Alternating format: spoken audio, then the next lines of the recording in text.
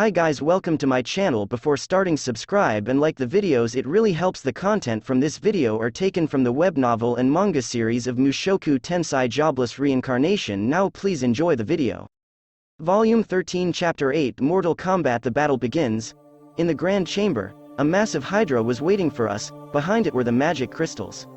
And trapped in the middle of the largest magic crystal was, without a doubt, Zenith. When the HYDRA sees us, it slowly raises its body. Alright, here I go. Paul sprints off, keeping a low posture like a dog. He is fast like the wind, the kind of speed that would leave anyone in the dust.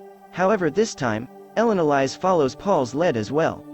From behind is Talhand, with a slow gait. We progress forward, matching the pace of Talhand. Gisu waits further in the rear. Since he cannot fight, he's useless in this battle.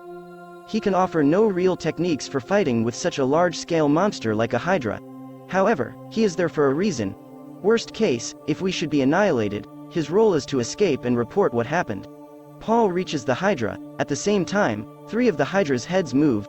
For its size, the HYDRA is quick. All of its heads, each like a wild snake, move nimbly and independently. But, in a moment of blurring motion, Paul severs one of the heads from the HYDRA. Alright, keep it up. Fireball. At the head of my staff, I put the full might of the magic power in my body. A tremendously hot fireball blasts off towards the HYDRA. But, it was no good. The fireball begins to dwindle the closer to the HYDRA it gets, and disappears on impact. I hear an unpleasant sound as if scratching glass. As I expected, I'm going to have to get closer to use magic. If I do not close this distance and approach it, I cannot defeat it.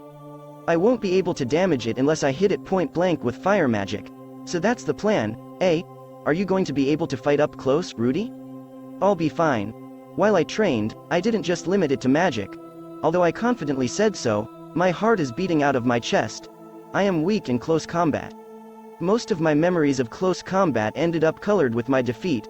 Beginning with Paul, then Ghislaine, Aris, Rygerd, and Orsted. At each time, I was unable to defeat anybody. Though, somehow, I had managed to get by in recent fights.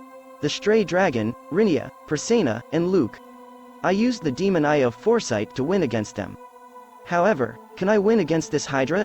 It's a no. I don't believe I could defeat an opponent that warriors, such as Paul and Elinalise, struggle to fight. In other words, just because I had managed to win a few battles recently, doesn't mean I can win against the HYDRA. But, I'm not fighting alone this time. It's a team battle. I have Paul, Elinalise, and even Roxy. Talhand as well, though I can't verify his full power.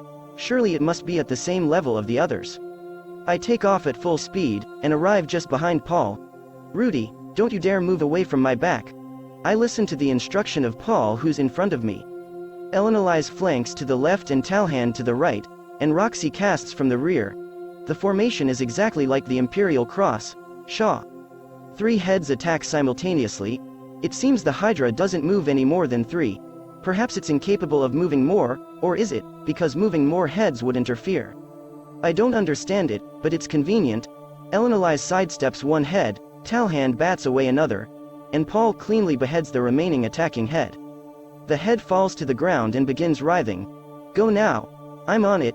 After I hear the shout of Paul, I dash quickly to the severed neck, and release my magic. The fire magic hits the open neck, and the intensity of the fire illuminates the surroundings. I scorch the HYDRA's neck wound. While it makes a smoldering sound, the fire completely chars the neck. How's that? While keeping an eye on the wound, I backstep away. I don't know yet if it was effective. Almost immediately, another head attacks. Paul stops the blow. Elinalise parries it away with a shield. At the edge of my view, a spray of blood comes up from Talhand. Ku, power of the divine, become the nourishment for this body, healing. When Talhand became injured, Roxy immediately ran, while chanting, to heal his wound. Everybody else is moving about, overwhelming the HYDRA, so no attacks can reach me. I can do nothing but confirm it.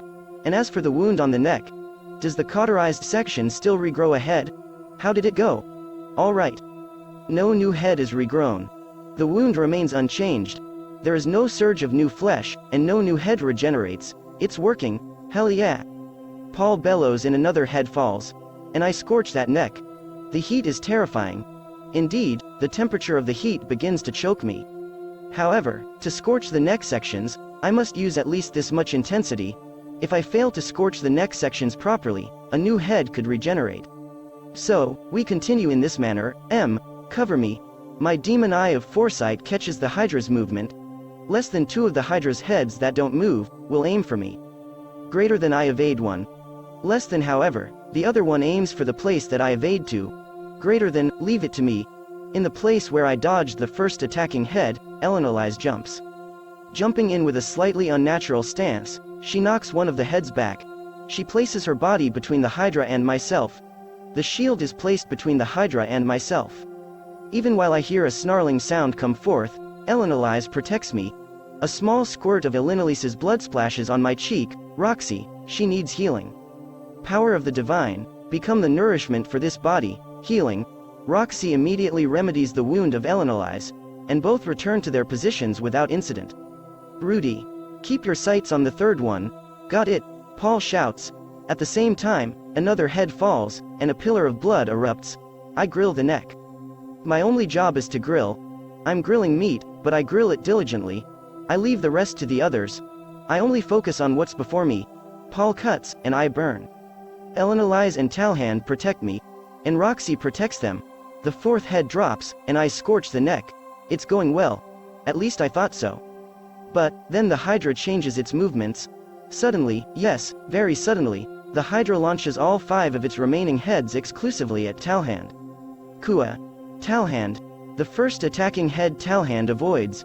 In the place of the second head, that he cannot avoid, Talhand rolls on the ground. At this time, he grazes the body of the Hydra, rolling and rattling along the ground. The third attacking head comes. Talhand, flat on his ass, manages to catch the coming mouth with his shield and axe. Then, the fourth attacking head. The Hydra head bites Talhand's leg, and for a moment, suspends Talhand up in midair.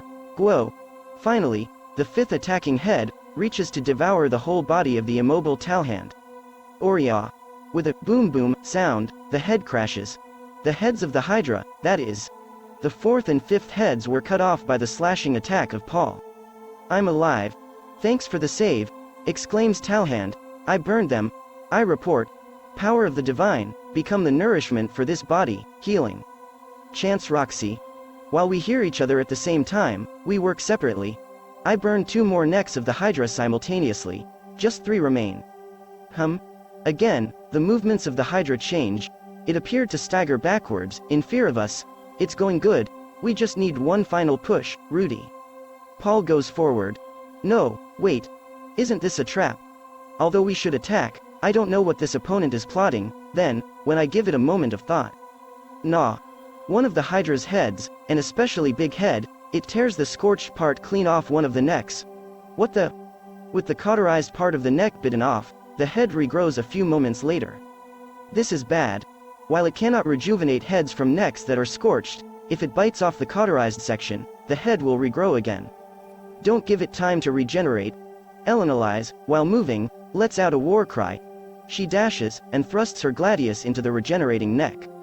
Oh, great frozen protector, to the place thou demands, go. Strike with the muddy stream of the glacier, ice smash. Magic hammers into the neck which was about to revive a head at 0 distance from where Elinalise was. The premature head, still without scales and with soft meaty skin, meets with a hunk of ice slamming into it, shearing it clean. The neck writhes around, spraying blood like a freshly squeezed pomegranate. Roxy.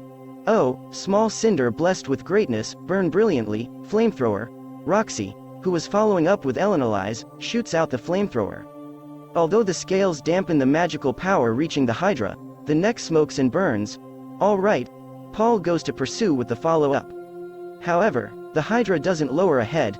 It rises its large body high up, raising its head to the ceiling, and glares my way. Only 3 heads remain. Am I frightened? No, it's something else. It's not that feeling. It's a feeling of danger. Be on guard, something's about to come. All right. Paul's confirmation. From there, I act on intuition. No, perhaps I can say that I act from my experience. I have seen this posture only once before. I recalled the stray dragon's body standing erect, then my figure, in front of an impending, inhaling breath. A fire breath attack is coming. Please gather close to me. Right. Paul back steps swiftly, until he is just in front of me. Elinalise and Talhand matches Paul's pace, tumbling close to me, and Roxy leaps towards and clings on tightly to me. I begin creating water. A thick wall of water, immediately after the wall of water. That's it guys, thank you for watching, subscribe if you want more and don't forget to like the videos.